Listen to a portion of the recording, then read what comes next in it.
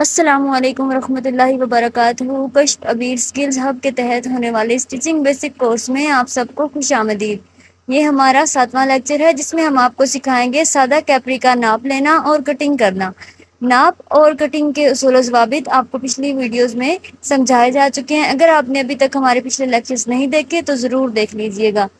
تو لیکچر کو آپ نے بڑے ہی دھیان سے دیکھنا ہے تاکہ آپ کو اچھے سے سمجھ میں آ سکے، کہیں سے بھی اسکپ مت کیجیے گا۔ تو چلیے لیکچر شروع کرتے ہیں۔ پہلا سٹیپ ہے ناپ لینا۔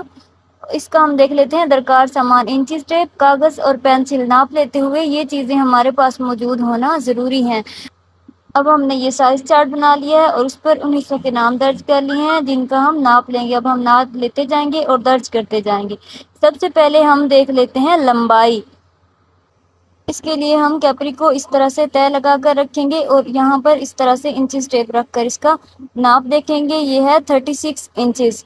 اب یہ 36 انچز ہم چارٹ پر درج کر لیں گے اس طرح سے۔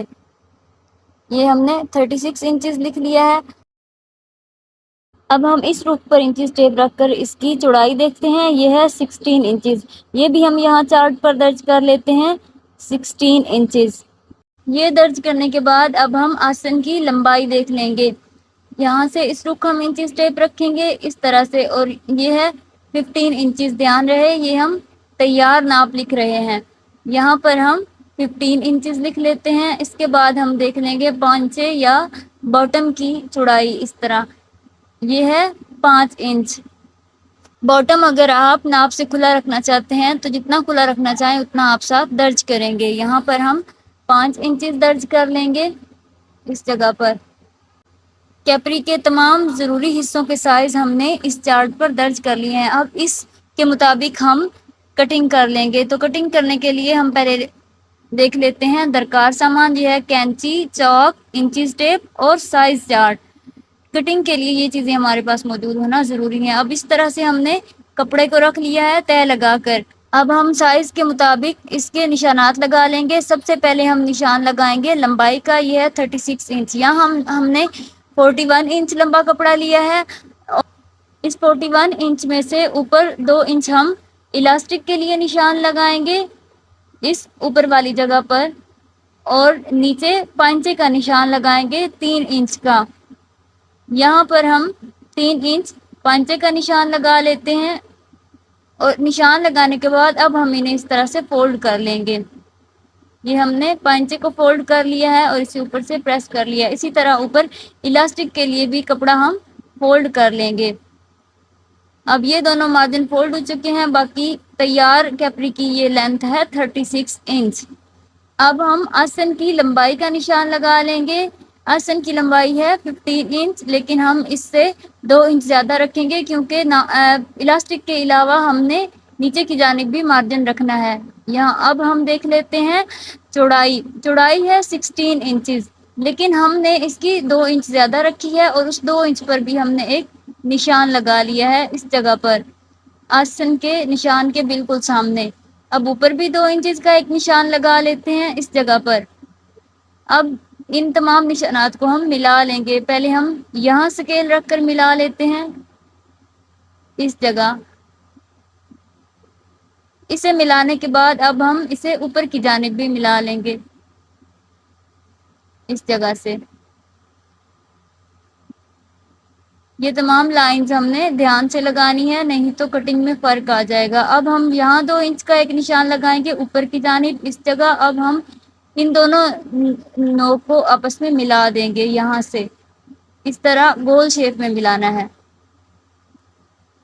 اب اس کے بعد ہم پائنچے کا نشان لگا لیں گے۔ پائنچے کی چوڑائی ہے 5 انچز، تو یہاں ہم نے 9 انچز کا نشان لگایا ہے اور اس میں سے 4 انچز ہے مارجن اور سائڈ کی کٹنگ کے لیے۔ یہ 9 انچ کا نشان لگایا ہے۔ اب ہم اس نشان کو اس اوپر والے نشان سے ملا دیں گے اس طرح سے لائن لگا کر۔ یہ لائن ہم نے نہ ہی سیدھی رکھنی ہے اور نہ ہی بہت زیادہ ڈیپ کرنا ہے اسے، بلکہ اس طرح سے ہم اسے ایک گول شیپ میں لگائیں گے۔ آسانی کے لیے ہم نے آدھی نیچے سے اوپر اور آدھی اوپر سے نیچے لائن لگائی ہے۔ اب اس لائن کے بعد ہم یہاں 1.5 انچ پر ایک اور نشان لگا لیں گے جہاں سے ہم پائنچے کی باہر والی سائڈ پر کٹنگ کریں گے۔ اب یہاں پر نشان لگا کر اسے ہم اس طرح سے فولڈ کر لیتے ہیں اور فولڈ کر کے پریس کر لیتے ہیں اس جگہ۔ اب یہ دیکھیے یہ نشان بن گیا، اس کے اوپر ہم چاک سے لائن لگا لیتے ہیں۔ یہاں پر اب ہم اس کی لائن لگا لیتے ہیں اس طرح سے۔ لائن لگانے کے بعد اب اس کے تمام نشانات مکمل ہو جائیں گے۔ اب ہم اس کی کٹنگ سٹارٹ کر لیں گے۔ اب یہاں اوپر کی جانب سے ہم اس کی کٹنگ سٹارٹ کریں گے۔ پہلے اس جگہ کی کٹنگ کر لیں گے۔ کٹنگ بہت ہی دھیان سے کرنی ہے، کہیں سے کپڑا چھوڑ نہیں دینا۔ اسی طرح اب ہم یہاں نیچے سے کٹنگ کر لیں گے۔ کٹنگ میں بھی نیٹنس ضروری ہوتی ہے، ٹیڑھا میڑھا نہیں کاٹنا ہوتا، بلکہ لائنز اسی لیے لگائی جاتی ہیں تاکہ کٹنگ درست شیپ میں کی جا سکے، کیونکہ کٹنگ پر ہی کپڑے کی سلائی کا انحصار ہوتا ہے۔ اب ہم اس کی سائڈ سے کٹنگ کر لیں گے۔ یہاں سے کٹنگ کے طریقہ کار کو آپ نے بہت ہی توجہ سے دیکھنا ہے تاکہ آپ کو اچھے سے سمجھ میں آ سکے۔